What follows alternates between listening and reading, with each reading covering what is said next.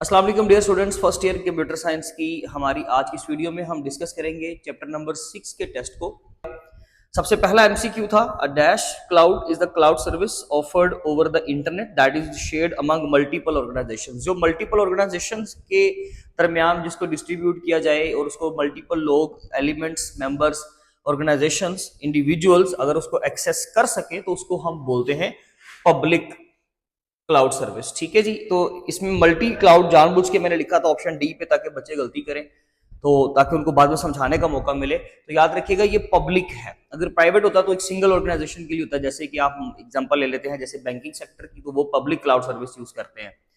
Number 2 पे, a company wants full control over the operating system and applications but doesn't want to manage the physical hardware, which cloud service model should they choose. अच्छा जी, देखें, अगर आप operating system इस्तेमाल करना चाहते हो और एप्लीकेशंस के ऊपर अपना कंट्रोल रखना चाहते हो, लेकिन आप फिजिकल हार्डवेयर, मेमोरी कैसे मैनेज हो रही है, नेटवर्किंग कैसे की गई है, चीजों को आपस में कैसे जोड़ा गया है, अगर आप इन चीजों को डिस्कस नहीं करना चाहते और इन चीजों के ऊपर अपना टाइम वेस्ट नहीं करना चाहते, इसको बचाना चाह रहे हो, तो फिर आप कौन सा चूज करेंगे? इनमें से मॉडल आपके पास जो है वो क्लाउड सर्विस होगा option B, platform as a service, यानी कि पास।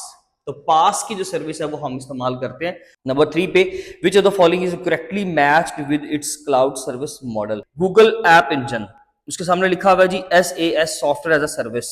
नंबर 2 पे, माइक्रोसॉफ्ट ऑफिस 365, उसके सामने लिखा हुआ है इंफ्रास्ट्रक्चर एज अ सर्विस। और Amazon वेब सर्विसेज है, यानी कि virtual servers, infrastructure as a service लिखा हुआ है। और गूगल वर्क स्पेस है, प्लेटफॉर्म एज अ सर्विस। आगे प्रॉपर आप मेंशन कर लें इस तरह से।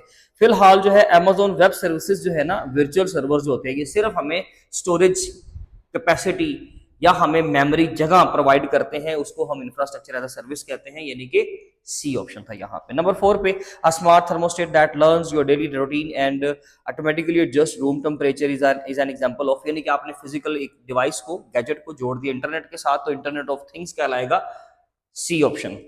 Which technology is primarily known for making information nearly impossible to change or hack across multiple computers? Blockchain एक ऐसी टेक्नोलॉजी है जहां पे हैकिंग को जो तकरीबन ऑलमोस्ट उसने इम्पॉसिबल कर दिया और हर चीज ट्रांसपेरेंट है। जो भी यूजर्स उस ब्लॉकचेन टेक्नोलॉजी को इस्तेमाल करते हैं, तो जब कोई भी ट्रांजैक्शन या कोई भी प्रोसेस अगर वहां पे अक्कर होता है तो उसका फौरन सबको पता चल जाता है। याद रखिएगा, इसलिए hacking is not possible there. Number 6 पे है, the main benefit of edge computing. Edge computing का जो मेन बेनिफिट है, ये आपके एक्सरसाइज का एमसीक्यू है, बहुत इंपॉर्टेंट है। It reduces the latency. Latency basically, latency period वो होता है जब आपको एक्शन के बाद रिएक्शन का ना वेट करना पड़े। आपने कोई रिक्वेस्ट भेजी और उसके रिस्पॉन्स के लिए जो आपको वेट करना पड़ रहा है ना, वो जो टाइम ड्यूरेशन होता है ना, उसको लेटेंसी कहते हैं। तो एज कंप्यूटिंग में क्या होता है, हमने इसमें गाड़ी की एग्जांपल ली थी कि एक गाड़ी जो है ना, वो अपने कैमरा के जरिए से, अपने सेंसर्स के जरिए से चीजों को डिटेक्ट करती है, तो पीछे सर्वर का रिस्पॉन्स का वेट नहीं करती कि जी अब मुझे बताइए कि क्या मैं रुक जाऊं सिग्नल पे, रेड सिग्नल हो गया। नो, ऐसा नहीं होता। एज कंप्यूटिंग का मतलब है कि उसके अंदर ही बेसिकली प्रोग्राम कर दिया गया है और आर्टिफिशियल इंटेलिजेंस के जरिए से वो खुद डिटेक्ट करता है, सेंसर कैमरा चीजों को डिटेक्ट करेगा और उधर ही आपको जो है खुद ही गाड़ी डिसीजन मेकिंग करके दिखाएगी और रुक जाएगी, जहां पर रुकना है, जहां पर चलना है वहां पर चलेगी। तो ये बेसिकली एज कंप्यूटिंग है कि आपको वो कम से कम सर्वर्स के साथ कांटेक्ट करने का जो टाइम था ना, वो आपका खत्म हो गया दरमियान में से, इसलिए रिड्यूस्ड लेटेंसी यहाँ पर राइट आंसर था। The primary advantage of serverless architecture, देखिए जी, प्राइमरी एडवांटेज जो है ना सर्वरलेस आर्किटेक्चर का, वो है कॉस्ट सेविंग्स। ठीक है, नेक्स्ट आते हैं हमारे पास इसके शॉर्ट क्वेश्चंस। तो सबसे पहला जो शॉर्ट क्वेश्चन था, व्हाट इज आर्टिफिशियल इंटेलिजेंस? तो ये आपको पहले ही पेज से डेफिनेशन मिली थी 87 से, definition and overview of emerging technologies में से। अब एक चीज मैं आपको बता दूं यहाँ पे थोड़ा सा याद रखिएगा कि ब्लॉकचेन का टॉपिक शामिल नहीं है, बट ब्लॉकचेन की डेफिनेशन यहाँ पे आ सकती है, क्योंकि उसकी डेफिनेशन यहाँ पर वो इमर्जिंग टेक्नोलॉजीज में उसका नाम आ रहा है, तो वो तकरीबन ऑलमोस्ट उसकी डेफिनेशन ही है। ठीक है, तो यहाँ से इसकी डेफिनेशन पूछी जा सकती है। ये ना हो कि आप ब्लॉकचेन समझे जी वहां से नहीं है तो हम इसको शामिल नहीं करेंगे, नहीं, पैक्टा के अकॉर्डिंगली ये याद रखिएगा, ये पेज आपका 87 इंक्लूडेड है और आपने यहाँ पे सारी डेफिनेशंस करनी है, इसमें से एमसीक्यू भी वो बना सकता है। तो नेक्स्ट है, what do you know about cloud computing? Cloud computing की डेफिनेशन पूछ ली, यानी कि यहाँ से मैंने सिंपल दो डेफिनेशन पूछी है अलग अलग सवाल के तरीके से, जैसे कि what is artificial intelligence, what do you know about this, define this, इस तरीके से आपको क्वेश्चनिंग आ सकती है। नंबर 3 पे था what is the difference between AR and VR, augmented reality और वर्चुअल रियलिटी में फर्क बताएं और उनके लिए कुछ आप कंपैरिजन करते हुए कुछ एग्जांपल्स भी यूज करें। मैं नहीं भी पूछूंगा तो आप एग्जांपल्स लिखेंगे लाजमी तौर पे ऑगमेंटेड रियलिटी और वर्चुअल रियलिटी के ऊपर, ठीक है जी। इसमें जो है वो नंबर 4 पे describe the advantages of using edge computing.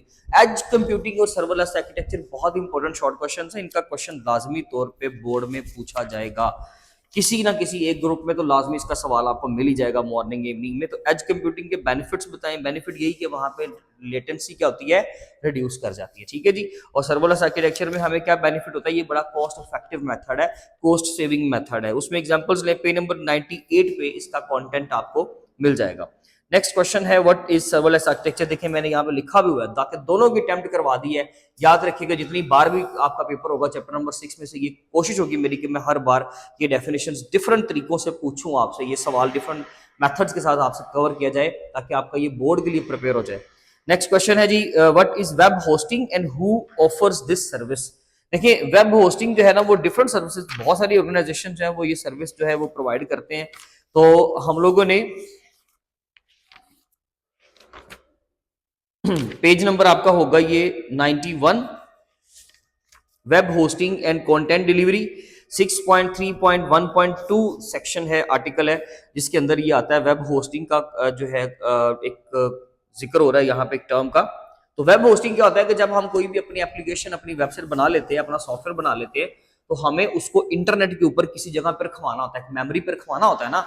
जैसे अयास की सर्विस हमें यूज करनी होती है, तो उसके लिए हम लोग कोई भी ऑर्गेनाइजेशन जिससे भी हमारी डील हो जाए, जिसका भी पैकेज हमें, जिसका प्लान हमें अच्छा लगे, जिसकी सर्विस अच्छी हो, एफिशिएंसी हो उसके अंदर, और वो जो है वो उसके लिए सर्वर्स का आए दिन जो है वो कोई इश्यू ना आ जाए, तो इस तरह की सर्विस और जो सबसे ज्यादा सिक्योर हो, खास करके जो सबसे बड़ा एलिमेंट है, फैक्टर जो हम देखते हैं वहां पे, तो हम उसकी सर्विस यूज कर लेते हैं। तो यहाँ पे याद रखिएगा जी, cloud computing provides the infrastructure needed to host websites and delivery content efficiently to users around the world, that is called edge, ये बेसिकली वेब होस्टिंग की बात हो रही है, ठीक है। तो platform like Amazon web services and Microsoft Azure offer web hosting services, ये आपने बताना था कि ये दो जो है ऑर्गेनाइजेशंस हमें ये वाली सर्विस जो है वो प्रोवाइड करती है। नेक्स्ट है जी question number 7, why would a company chooses PaaS instead of IaaS. तो इसकी रीजन हम ऊपर बात डिस्कस कर चुके हैं कि जब आप इंफ्रास्ट्रक्चर को मैनेज नहीं करना चाहते, फिजिकल हार्डवेयर को मैनेज नहीं करना चाहते, स्पेस, स्टोरेज, मेमोरीज को मैनेज नहीं करना चाह रहे, सिर्फ आप एप्लीकेशंस के साथ टू द पॉइंट काम करना चाहते हो, तब आप लोग पास को प्रेफर करोगे। क्वेश्चन नंबर 8 ये एक कॉन्सेप्चुअल क्वेश्चन था, how does SaaS reduce the technical responsibility of users compare to IaaS. देखिए जी टेक्निकल रिस्पॉन्सिबिलिटी सास में कैसे कम हो जाती है, क्योंकि इसमें अयास और पास दोनों से ज्यादा फैसिलिटीज हैं। हमें ना तो इंफ्रास्ट्रक्चर मैनेज करना है, ना ही हमें एप्लीकेशंस को इवन क्रिएट करवाना है अपने डेवलपर से। हमें तो बनी बनाई, जैसे माइक्रोसॉफ्ट की बात कर ले तो उसमें जो हमने अभी एक एमसीक्यू में आपने ऑप्शन भी पढ़ा था, माइक्रोसॉफ्ट ऑफिस का 365 जो पैकेज है, तो वो वाला प्लान अगर हम यूज कर ले तो उसमें हर चीज बनी बनाई है, हमने जस्ट उसको क्या करना है, ओवर द इंटरनेट उसको यूटिलाइज करना है बस अपने काम के लिए, जो भी आपका पर्टिकुलर काम है।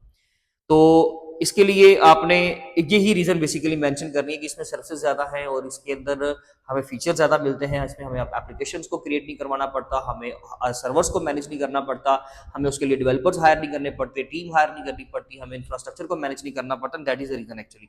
और the last one, what is hybrid cloud services, give example. ये सिंपल आपकी डेफिनेशन थी जी हाइब्रिड क्लाउड सर्विस की, जैसे कि पेज नंबर है ये आपका 90। क्लाउड डिप्लॉयमेंट मॉडल्स होते हैं ना, एक पब्लिक मॉडल होता है, एक प्राइवेट होता है, उसी तरह से हमने मल्टी क्लाउड की भी बात कर ली, हाइब्रिड रहेगा था। तो हाइब्रिड में ये होता है कि आप जब लेट्स से आप जब हाइब्रिड की बात करते हैं तो आप दोनों को कंबाइन करके इस्तेमाल करते हो। तो मल्टी क्लाउड में तो और हाइब्रिड में बिल्कुल माइनर सा डिफरेंस होता है कि आप लोग क्या कर रहे हो, कोई एक कंपनी जो है वो डिफरेंट टाइप्स के अगर लेट्स से मॉडल्स यूज कर रही है, तो उसको हम बोलेंगे, उसमें सिर्फ पब्लिक और प्राइवेट की बात हो रही है, ठीक है, उसको हम हाइब्रिड बोलेंगे। Hybrid cloud combines public and private clouds. कुछ एस्पेक्ट्स के लिए वो कंपनी प्राइवेट को यूज कर लेगी, प्राइवेट क्लाउड्स, और कुछ एस्पेक्ट्स के लिए वो पब्लिक को यूटिलाइज कर लेगी। लेकिन मल्टी क्लाउड सर्विसेज में ये होता है कि आप डिफरेंट ऑर्गेनाइजेशन से लिया था, जैसे आप AWS से भी सर्विस ले लो, आप जो है माइक्रोसॉफ्ट एजोर से भी सर्विस ले लो, आप हेरोकू से भी सर्विस ले लो, चाहे पब्लिक है चाहे जो है वो प्राइवेट है, तो इस सेंस में हम उसको मल्टी क्लाउड सर्विसेज कहते हैं। ठीक है जी, यहाँ तक हो गया। ये काफी चीजें डिस्कस करने वाली थी, इसलिए जरा टाइम टेकिंग हो गया। आप इसका बेशक इसका स्क्रीनशॉट ले लें, चेक कर लीजिएगा, और अगर कोई डिस्कशन करनी हो तो वो लाजमी तौर पर कमेंट सेक्शन के जरिए से पूछ लीजिएगा। नेक्स्ट वीडियो में मिलेंगे, अपना बहुत ज्यादा ख्याल रखें। थैंक यू सो मच, अल्लाह हाफिज़।